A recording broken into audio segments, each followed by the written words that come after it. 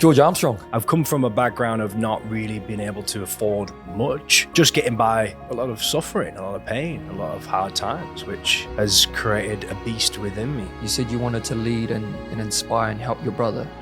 Do you think your brother looked up to you? I only realized after he died, a younger brother who I lost, sadly to depression and suicide, which that haunted me for a very long time. Why didn't I just do this, do that? And you going through your head just thinking, oh wow, I made a mistake there. I could have done this, I could have saved him. I struggled with mental health. I keep going because of him. I want to help out other men like that. In those earlier stages where you lived by one rule, and it was deliver real transformations or starve. I look back and I think, yeah, you know what? If I had it even harder, I'd probably appreciate even more. Thank you for not believing in me. Thank you for treating me like shit. Thank you for looking down on me. To rebuild men from the ground up with your business, Physique Academy. What sparked and led to the creation of Physique Academy? It's one of the most fulfilling things, if not the biggest thing, to see someone improve, to see someone get better out of a bad place, rebuild them. If you could teach every young man one mindset shift, what would it be? If I could have one moment of your time. Most of you guys listening or watching do not subscribe to the channel. The simple and easiest way to help and support us is to subscribe. It helps us get the guests that you guys want, and it gives us a more opportunity to grow this thing to where we want to take it. Thank you so much. Enjoy the episode. Kia ora.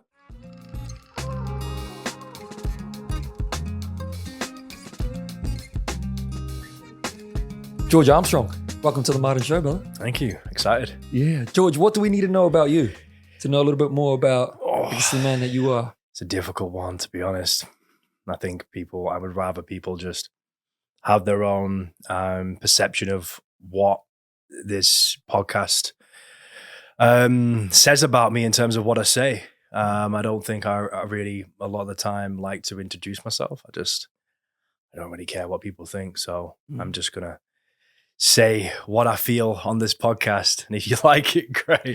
If not, then it's all good. But hopefully I can provide some value to people. That's the main goal. Yeah, bro. Yeah. Well, in order to understand a man, in order to understand a human, it's important to understand their context, particularly early context, early life. Mm-hmm. What do we need to know about your early life to understand more of who you are, I guess? Yeah, well, if, for example, I went away this weekend, 5 days, I took my family. So I've treated my family who could not afford to come out here. I treated my dad, his girlfriend, her son, my auntie, my uncle, nephew, flown them out to Bali, flown my dad and his side of the family out business class, which was a dream. So this holiday was a dream of mine and a goal for the past 10 years. So I've come from a background of not really being able to afford much, just getting by, struggling, lower class, which is fine. And I've been able to get out of that. And I've been the guy who's pulled myself out and been that kind of leader and said, you know what, I'm going to change the trajectory of where my family go. And now I'm able to treat my family to a good, near enough 20 grand holiday in pounds. And that's just looking back of trying to give people an insight of what I've come from is I've had to grind, I've had to hustle. I've had to put in that work. I've not been given anything. I've not been given a leg up. I've not been given cash. I've had to endure a lot of suffering, a lot of pain, a lot of hard times, which has created a beast within me. So long story cut short, my upbringing was fantastic in terms of I had amazing parents. They broke up. It wasn't easy. Had a struggling time with a younger brother who I lost, sadly to depression and suicide, and that's another potentially topic we can talk about. But I love my parents, yeah, and I think they brought me up as well as they could do with the limited resources in terms of cash. My mom was a nurse, and now I've got to a point where I can give back to my family, and that for me is one of the most fulfilling things. Like I was getting upset because It's a monumental achievement for me to see my family all together. My dad and his sister, my auntie, I've never been on a family together. And my dad's 61 and she's 57. So that's everything to me. Yeah, you know what I mean? It's wholesome, it's fulfilling, it's deep, it's emotional, but it's about those special moments in time where you can bring together and you can create a special environment, memories that are going to last forever, that are going to live with me for the rest of the time. And I know that you just never know what's around the corner. So how many times am I going to be together with my family on holiday like that? How many times? Again, like that, maybe not ever, you know what I mean, on a holiday like that. But I'm just like, yeah, let's do that again. Let's do that again. This is the first year. Let's do it next year. Like that's how I see it as. Let's invite some more people. Let's invite my my other auntie or another type of friend who can't afford it. Yeah, so I lead and I like to look after my family for sure, number one. So that's just to paint a little bit of a picture as a snippet of where I'm at right now and what means a lot to me to provide, to protect, and to have some rock star experiences together as a family. Yeah. And was there a sort of a defining moment where you felt that obligation or duty to change and be that man, that person for your family and for your life? Or have you always possessed this type of drive and ambition to be that person? Yeah, I'd say it was built in with me. Yeah, from a younger age, playing sports, I was always the guy who was chasing the ball down nonstop. You couldn't get away from me. I might not have been the most gifted or the most talented, but I had heart and drive, and I wouldn't quit.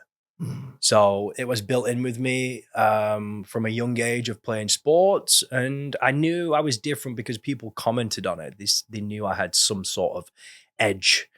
Even though back then I was a small kid, I wasn't jacked, I wasn't that athletic. I became athletic and a beast through just vigorous training and dedication and discipline and consistency over the years. So I knew it was built in me. I just, deep down, you're destined for more. You want that. And I think a lot of people do have it, but they don't take action on it. They don't do anything about it.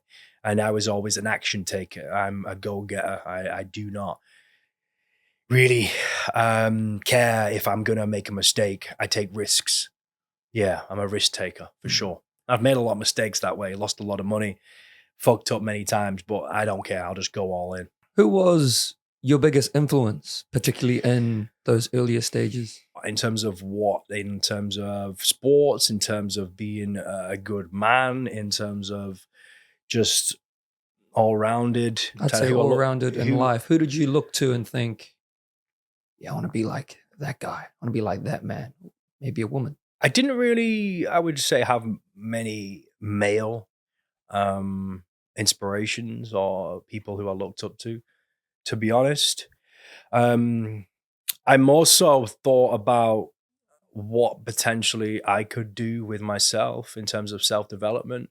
I got into the self-development space based on trying to protect my brother from just depression and anxiety and sadness and mental mind prison. So when I saw him struggling and no one else knew what they needed to do or we could do, because back then depression was somewhat just not prevalent in society. People didn't talk about it. And I had this epiphany once. I thought, do you know when you can listen to 5 different people and they may all say the same thing, but if you don't respect that individual and you don't look up to them, you don't care what they say. So it's just bullshit. But if you respect someone and they say something, it can completely change your life. So when I knew that, I was like, so the best way to help out my little brother was to become an inspiration, was to become a role model, was to become this man who leads, who says what he's going to do. So that's what I wanted to do. So that's why I went down the personal development space of studying books, philosophers, building my physique. Because I knew deep down that when I listen to someone, it's because I respect them. Mhm. Yeah. So I don't really have many people I looked up to be honest. I would say there are many moments in my life that that shifted my mindset or my values was probably my mum. Seeing my mum do certain things where whether she was helping out a homeless person, whether she was giving big tips, even though she had no fucking money to do it, she would do certain things which she would always give without no expectations back. And that's one of the biggest traits that I learned from my mum. Mhm. She would give when even though she's got nothing.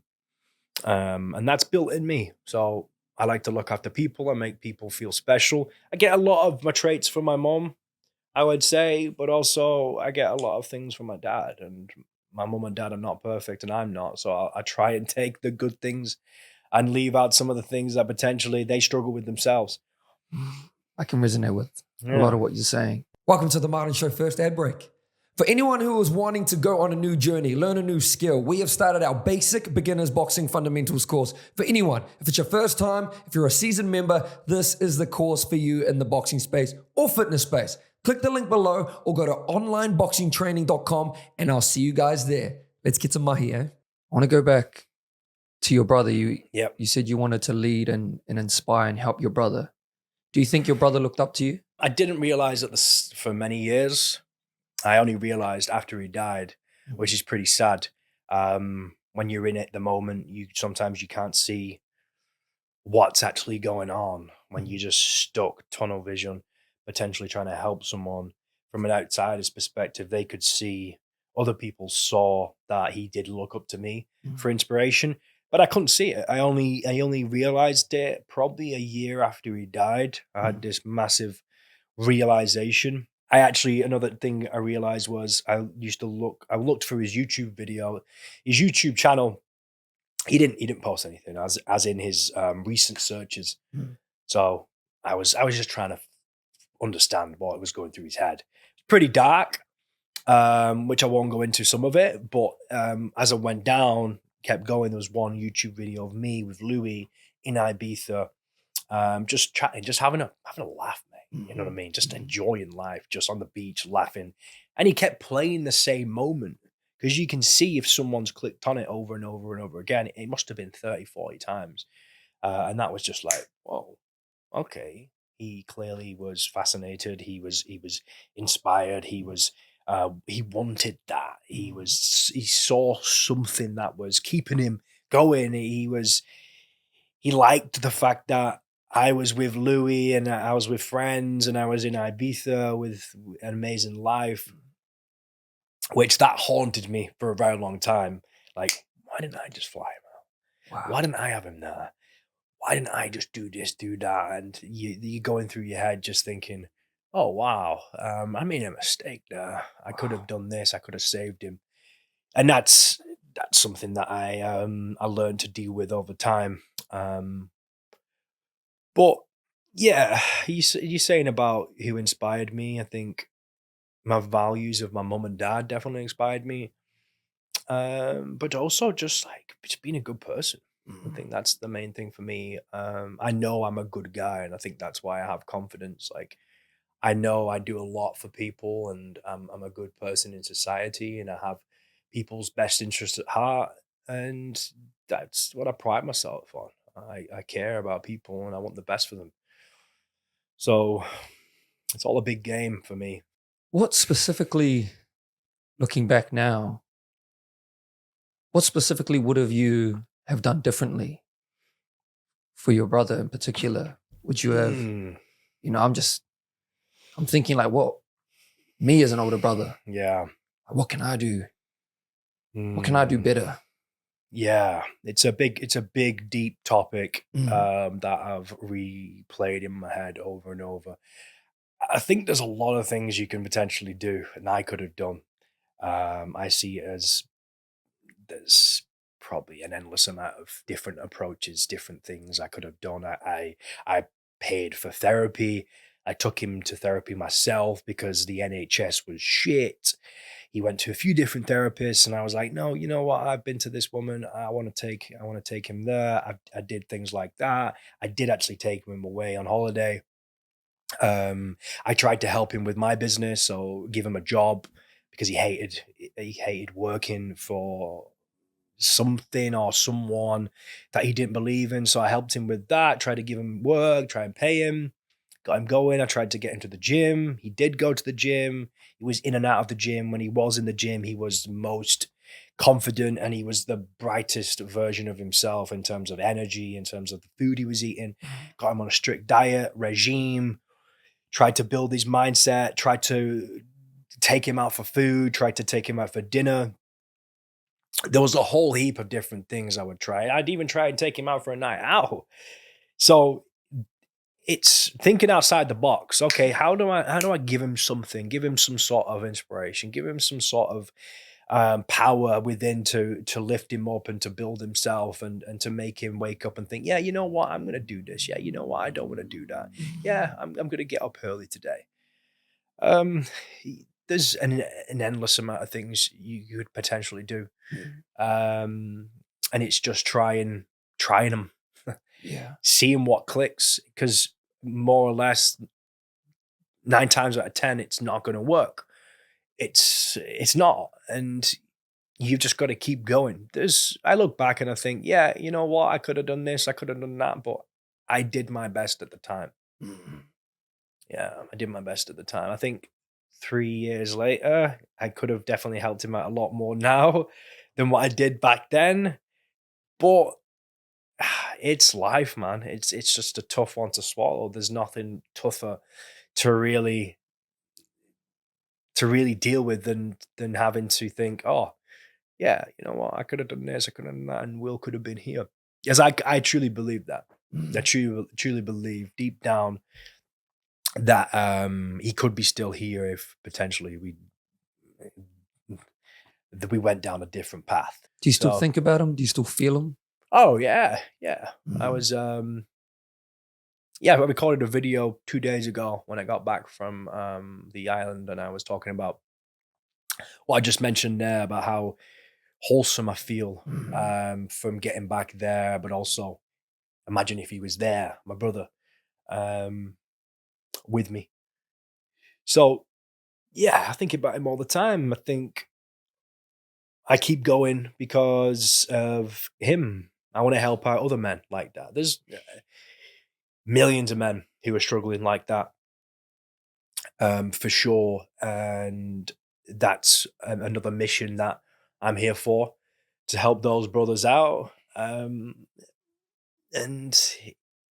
I see it as I've got some sort of wisdom, some sort of knowledge that I have to share. And if I don't share and if I don't speak, I feel like I'm a waste, honestly. I feel like it's my obligation to say something because something's better than nothing at the end of the day. I don't think people realize one bad day, one shift. Yeah, people don't realize how especially when there's drugs involved as well. Yeah, the drugs and alcohol. My brother committed suicide when he was under the influence of alcohol, and yeah, he regretted it. So he ended up ringing the ambulance to call for help. Had a few drinks, went to the hotel, took the drug, rang the ambulance. I need help. He was slightly drunk. He was very timid, chilled guy. They thought he was fine. You know what I mean? Even though they asked him, are you struggling to breathe? And he said, yeah. And they didn't come. They put him at the back of the pack. Took about an hour and 10 minutes to come. He's dead. Wow. But of course he rang up because he needed help. He regretted it. Instant regret. And if they got there when they could have got there, he would have been alive. So, you know what I mean? And we ended up going to court about it as well. Because at the end of the day, if someone takes a drug and they call for 999, that's an emergency, isn't it? That's a code red. You're basically going to die. Yeah. And they made many mistakes. The ambulance service, and they did apologize, but you live with the consequences. You take something, and if you regret it. But sometimes things don't plan out. You know what I'm saying? So it's another tough one to swallow. But hopefully, the next person who takes something, they get there because they realize that that drug will kill you. You're not going to survive. Forgot what drug it is now. It was a food preservative. Yeah, which is crazy, really. A food preservative. Yeah, that keeps meat fresh. So you basically take it and you just stop breathing after 15, 20 minutes. Hearing you talk about him trying or attempting, or I guess the effects of what it had done on you, and you'd go in and you'd be thinking about your brother and if he was going to do something, and and the toll that took on you, and you sort of had to get away or move away, right? Yeah, I was depressed. Yeah. I was in a bad place. Yeah, I struggled with mental health for sure. You can't not if it's the effects it has on other people around you, doesn't it? But I never complained because he was way worse. I still struggled, and I was in a bad place, and I was using a lot of drugs to deal with it, self-medicating, self-soothing with weed every day, just don't know how to. You're not meant to, as a kid, deal with something like that. You're not mature enough to understand or to cope with it. So you would do whatever you could do, and I got caught in the middle of it. Of a guy trying to help out his brother with parents who were trying to help him out, and I was just angry. I was raging all the time because I didn't have the tools, I didn't have the knowledge. That's why I said I tried to build myself up, because if you have the skills, or if you are able to understand and connect and to say compelling things, motivating things, inspiring things, certain words, certain phrases, then you can change it. But a kid is not meant to go through seeing their younger brother constantly talk about death and suicide. It's I wouldn't wish it on my worst nightmare. I think it was torture. George, what do you think's helped you in that 3 years? Since Yeah, fitness for sure, the good habits. Yeah, that's why I preach it. Ice baths, the saunas, the breath work, the mindfulness practices, therapy, talking, connecting, helping others. Fitness and healthy habits is what I think is the anchor to allow me to not use drugs, to self-soothe with the food. Oh yeah, just deep depression. As soon as I do the workout, I feel good. As soon as I jump out of the ice bath, I feel good. If I go for a run, I feel good. I suffer a lot with mental health, and that's why I believe in the program. And I believe in fitness and good food as well. You feel good when you're eating well. All these toxins, all this shit food, all this poison where people are putting in the body, you're going to feel like crap. It's real science. It is in terms of the fitness and your good healthy habits that will pull someone out of a negative space. Also testosterone. I think testosterone is also a massive component of feeling good. You know what I mean? Fuck, man. It makes you feel amazing, and I probably wouldn't get half the shit done or if I didn't have high testosterone, which I take, of course, TRT, and also I delve a bit into other substances as well in terms of performance enhancements. But I had that on control. It's not go from drugs to then go to other drugs, which a lot of people do, a lot of bodybuilders do. It's managed. It's not abuse. It's more therapeutic in a way of where I'm up to in my life with that type of with those types of performance enhancers. But anyone could be watching this and be thinking, oh yeah, he's a bullshit. He's taking X, Y, and Z and all this stuff, which I've taken before, but it's not abuse. I know I feel fucking great when I take X amount of testosterone.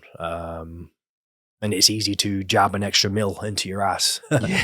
You know what I'm saying? But yeah, it's important to me to not go from one thing to the next, to abuse my body, self-loathe, which I've done for many years before. So I'm in a good, healthy spot, I would say. Of course, life's not perfect, struggle with a lot of things, but yeah, I'm feeling pretty fucking good at the minute.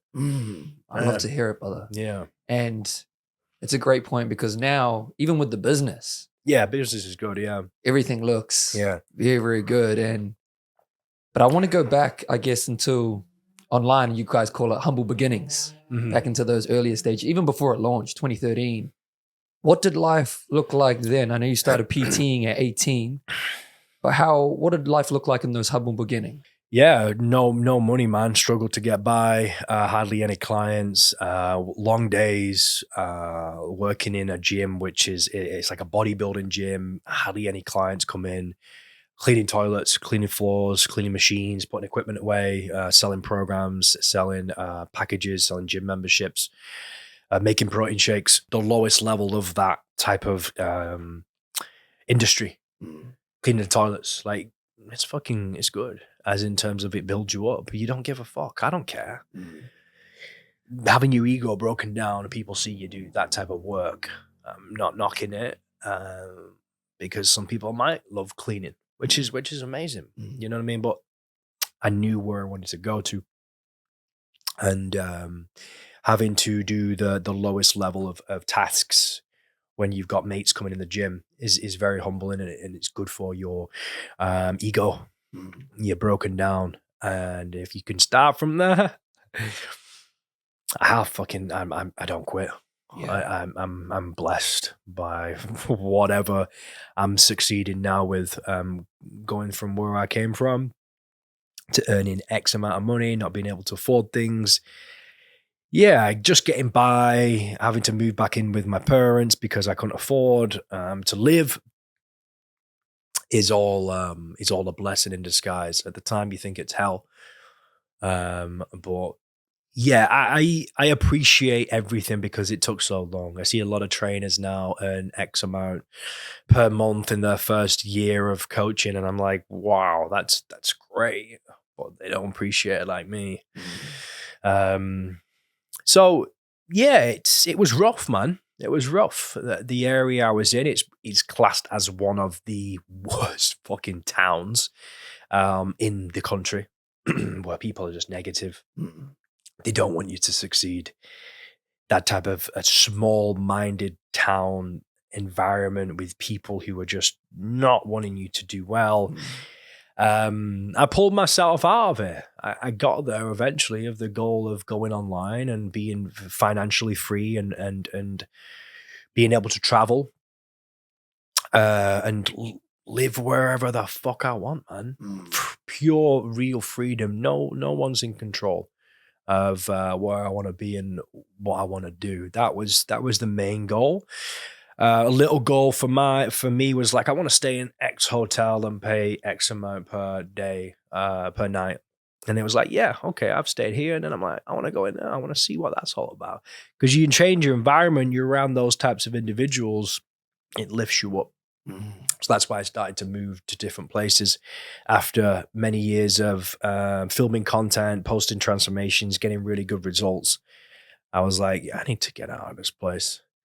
I'm going to move. And then I just literally went for a holiday. And I was like, mom, dad, I didn't live with my mom and dad at this point. I ended up moving out, and I was doing pretty well. I was just working from the top of my bedroom, 3 stories, just my office. I think I worked for like a year straight. I was a year straight in terms of just being on my own. I was in no relationship. We broke up, me and an ex, and I didn't really do anything. I was just on my own. Didn't really go out much. I was just solely focused on what I was doing. Of course, I worked for many years, but there was just a year where I just didn't see anyone. I was just like fucking just alone for most of the day. Didn't really go out, just went to the gym, and then I thought, you know what? I want to move, man. Yeah, and that was a good 7 years ago, I think. 6 years ago. And I went for a holiday and then I just didn't leave. Do you think that year was more of a detriment for you, or do you think it was more of a positive for you? Oh, positive. Yeah. Learn about yourself in that year. Yeah. I think it's powerful. You see it now. You think it's powerful to be able to travel wherever you want and be alone. Live on your own, do your own things, don't need many people. I think it's very good for young people. They struggle to do that. They feel so uncomfortable sitting in a coffee shop or going anywhere on their own, traveling your own. It definitely grew me up. It grew me up a lot. Yeah, and there was 6 years in those earlier stages where you lived by one rule, and it was deliver real transformations or starve. That's it, man. I love it, bro. But what do you feel like that period did for you, not just for the business and Physique Academy's future, but more so for you as a human, as a leader? I appreciate things a hell of a lot, I would say. More so than most people. I have a different type of perspective. I think when you come to Bali, you can see how privileged we are. I was still a privileged fucking white boy back then, in comparison to other parts of the world. And that was always in the back of my mind. Like, come on, you could be worse off. You're still fucking broke, but you're still far better than most people in fucking Africa or whatever. And that's the type of story I would tell myself. Come on, George, you need to suck it up. Stop being a bitch. I do think men are soft. I do think a lot of us have it easy and they don't want to work hard. They want the result. They want the body. They want the cash. They want that 10K month or whatever. And they ain't willing to do the work, man. I hate complainers. I just never complained, regardless of how bad it got. I knew it was up to me. It's all on you, man. No handouts. I didn't have anyone give me anything, and I didn't want it. The harder it is, the more you're going to appreciate it, for sure. So those early years of struggling, I look back and I think, yeah, you know what? If I had it even harder, I'd probably appreciate even more. Yeah, cleaning toilets and struggling to pay your rent and just being fucked around with clients, just not respecting you. Yeah. Wasting your time, not turning up for sessions, not paying you on time. It's all fucking brilliant, because when I started to make money, I look back at them, I think, fuck you. I ain't fucking working with you, man. I don't need you anymore. And they're like, yeah, let's do some PT. I'm like, mate, no. Success is the greatest revenge. And I look at them and I'm earning 10 times what they're earning, and I'm like, I'm living my dream. And I just think, yeah, man, thank you for not believing in me. Thank you for treating me like shit. Thank you for looking down on me. How do you view leadership now at 30? I'm only just getting started, man. You know what I'm saying? I'm 30 years old. Yeah, I've got a team of 40 employees, but I'm learning every day. It's so hard, leadership. It's one of the most difficult things, but also the most fulfilling things, to delegate, to give tasks to different people, to see, to treat my team to X, Y, and Z, to like I've treated my team to like cars, flights. I flew my team to America on an amazing one-in-a-lifetime trip. They always wanted to go to Gold Venice Beach and LA, and that's the shit, man. That's what I think a leader's all about. It's not being a dictator. It's saying we're a team. It's not even like you work for me. It's like we're a team. I don't want to look down on them, because I think if you build the team up, you build the players. You're a Premier League rock star team, and they do the work for you. So if I can say I can get you to X, Y, and Z, and I can build this for you, and you can have this sort of lifestyle, this sort of income, and if I actually facilitate that and make it happen, they will do anything for you, and they've got your back. They're a diehard fan because they know that you actually care about them and you want them to succeed. And I think when you've ingrained that into someone and they believe it, they'll do things for you. How do you think you've grown as a leader person? Personally, not as angry anymore. I'm more chilled out. In a way, I'm not as hard on myself in terms of beating myself up about making mistakes potentially. I speak to people better. I understand that it's not meant to be perfect. Leadership, man. I study it quite a lot. It's one of the biggest things I work on, and I learn about, and I try to improve on. The way I communicate, the way I say things, my vocabulary, everything about leadership, I think is so powerful. My goal is definitely to help other leaders as well. I would say long term, I think I have got a gift in it, but I'm 30 years old, man. I'm not going to try and help out other leaders until I'm way down the path. I don't like the industry I'm in terms of coaches helping other coaches to scale to X, Y, and Z to hit 6-7 figures. I think you shouldn't be helping someone unless you've literally built a fucking empire. And people cut themselves short. Like I like just people nowhere near as far ahead than I am, and they've been doing things for 2 years and they're helping other people build X, Y, and Z. And I'm like, dude, you're just fucking just like ruining the industry. You shouldn't be trying to help someone. You've not even built the success yet.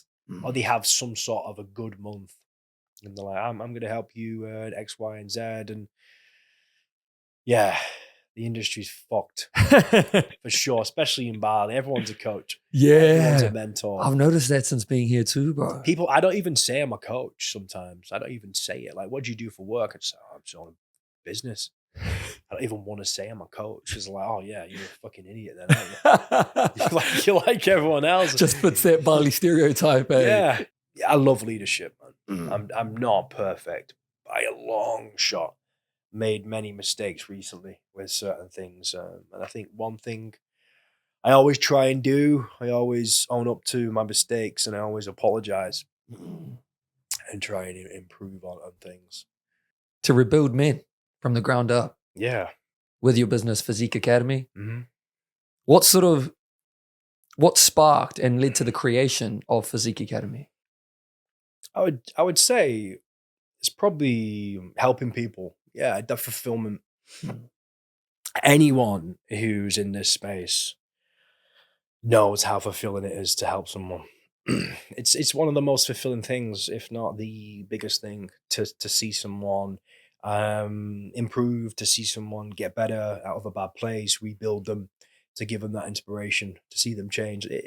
I don't think there's many things more fulfilling than that in life. And when you feel that, that's why a lot of people get into this space. You launch Physique Academy in 2020, the official launch. Yeah. But since then, it's just been about growth and expansion. Yeah. Hiring more people, the clientele's all over the world. Ultimately, what do you put it down to, the growth? Having a good product, getting good results, having a good product, changing lives, say what we're going to do, like get the results. You know what I mean? If you're coming on board, I'm going to deliver. I'm not going to let you quit. I'm going to hold you to a higher standard. Caring about the clients, getting good referrals, just being authentic and real, because people can come into this industry and you can see, oh yeah, they're doing well, but then a few years later they've disappeared or they've got a bad reputation. I don't think I've got a bad reputation. I don't think it's going to happen. I won't let it happen. There's a big difference. You get people who have a company maybe my size, but then the reputation and the reviews stink. They stink, man. Like the shittest reviews, like fucked over, taking my money, bad service. No, they don't care about the clients. I don't think I've got any like that. Yeah, that's what I pride myself on. I pride myself on delivering a good product and looking after the clients. I look after the clients, number one. Like if things fuck up, they do. I'll give a refund, man. I don't care, mate. We've got X amount of all the clients. Things go wrong. Coaches make mistakes. I make mistakes. I say the wrong thing all the time. It's like, for example, I've been on some sales calls recently, and I'm just calling them out, man. I'm like, come on, mate. Like, you need this. How many times have you said you're gonna start? Like, it's just plain and simple. They've been telling themselves a story of getting started all the time, and then when they get on a call with me, it's like they hear the truth. They don't like it, but I'm not here to be their friends. I'm here to get results, and I'm here to change lives. Like, I saw a guy here in Bali. He was meant to jump on the program. He said he wanted it, and then he just basically just made up some bullshit excuses. And I saw him going for a run. Messaged him, you need to lose 15 pounds, mate. Like, honestly, just play it blank. You need to lose 15 pounds. I said, why are you doing this? You shouldn't be focusing on this. Like, focus on losing the weight, because all you said on the call was lose the weight, not you want to do this. I'm like, it's just fucking bullshit. Like, stop making up excuses, man. And it's like, getting that text from me is probably like, fuck you. He's probably like, you bastard. Don't message me saying that. But I'm like, dude, you need to hear it. Like, you've told me this spiel of this bullshit. I'm not putting up with it, mate. I'm meant to tell you the truth. Like, you're lying to yourself.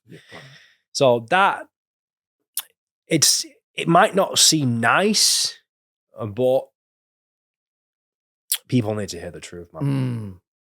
And You know speaking what I of the product, what I found interesting as well is sort of like a focus shift from you guys, and focusing more from the inside out now. Yeah. Recovery, longevity, hormones, all these sorts of things. Why have you decided to make that shift? It's a shift that I made in terms of my own fitness journey. I had some issues with my health in terms of my gut health, my stomach. I had lots of blood work. Went to the doctors. They told me nothing. They were just the worst. Don't get me wrong. There's some amazing doctors out there, but I didn't get what I expected to get from doctors. So then I went down the kind of the natural medicine path, staying away from the pharmaceuticals. I went to the doctor, just to give you an example. I went to the doctors in my stomach. They were like, take this. I was like, but that doesn't fix it. That masks it. Yeah. That masks it. It's like, it's going to neutralize the stomach acid. I said, yeah, but when you neutralize it, what else happens? So you end up not being able to break down protein properly. So there's a cause and effect, and they did not care. All right. It's just a handful of different doctors, right? They do not think, let's go on deeper level. Let's figure out on a cellular level, how can we actually fix this problem to the root cause instead of masking it? Because if you mask something, another issue will happen down the road. It's a cause and effect. Then I was like, okay, is this prevalent in the fitness industry? Is this prevalent in health? Yeah, it is. This is what happens. They give you a pill to take, and it masks it for X amount of years until you actually get ill from it. So I went down that, did my own research, and ended up working with a specialist, started on different supplementations, different peptides, remove certain things from my diet, implement certain things.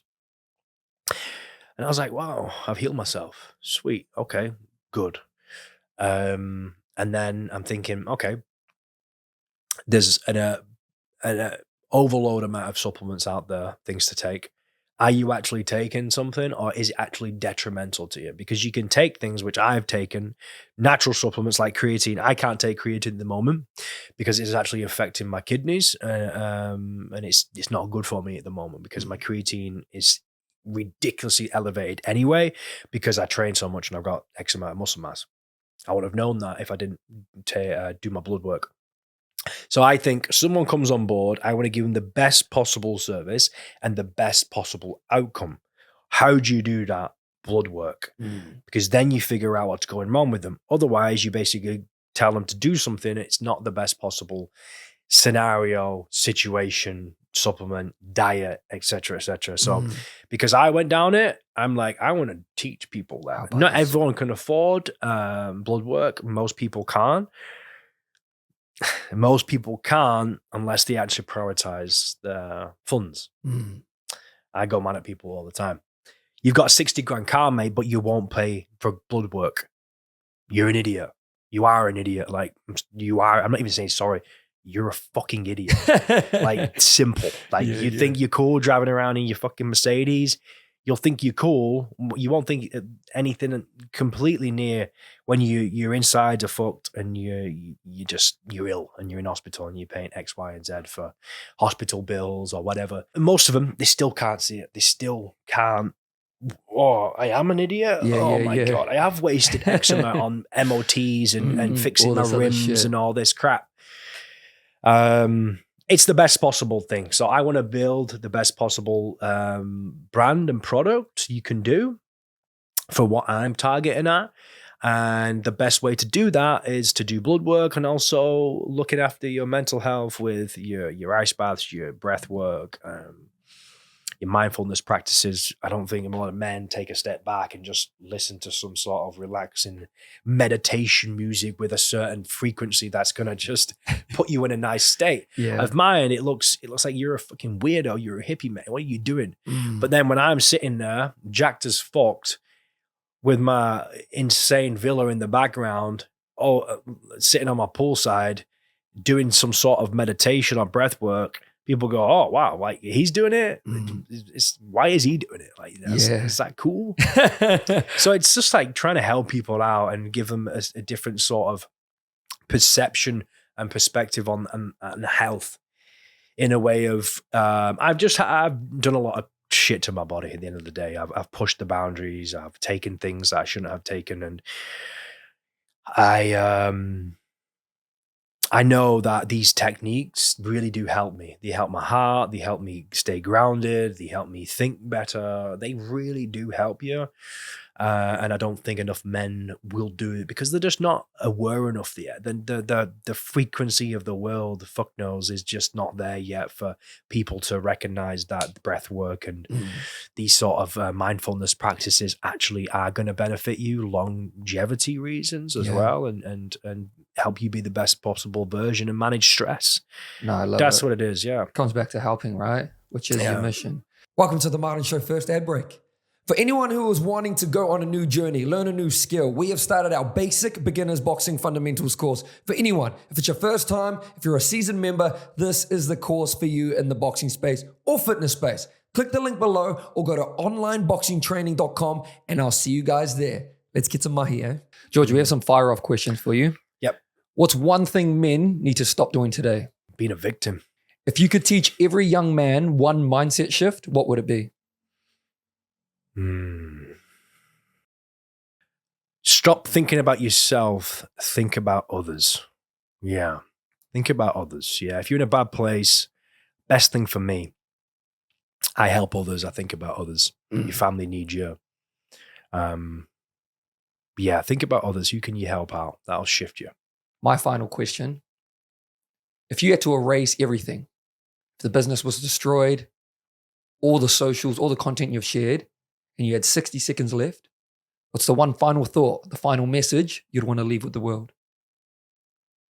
It's a good question. Thank you, brother.